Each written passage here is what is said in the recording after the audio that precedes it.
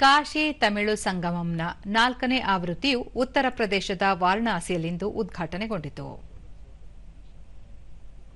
वाराणसी, प्रयागराज और अयोध्या के दर्शन करने के साथ काशी में मुख्य कल्चरल और स्पिरिचुअल जगहों जैसे काशी विश्वनाथ मंदिर, केदार घाट, सारनाथ और तमिल हेरिटेज पॉकेट्स का दौरा करेंगे.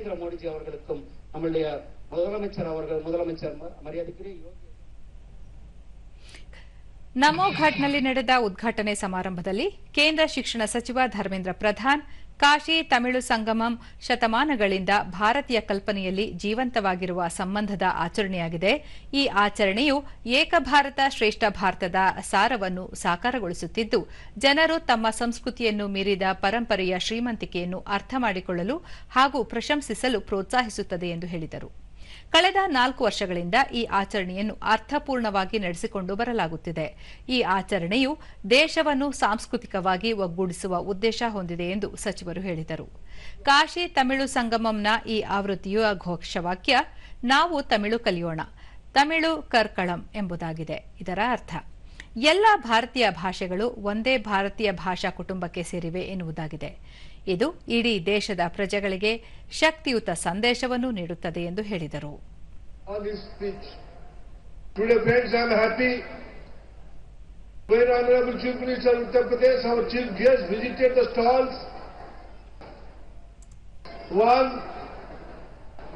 Craftsman from the rural part of Tamil Nadu explained in Tamil, and the translator using AI tool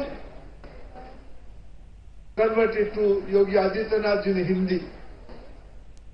When we organized this year's program, Prime Minister Honorable Narendra Modi guided us in each and every part. Tamil Nadu, he listened to address a gathering of farmers in Tamil Nadu and natural farming. He mentioned us. Kashi is a great place of natural farming using conventional methods. Why can't we have a relation between Kashi farmers and Tamil Nadu farmers?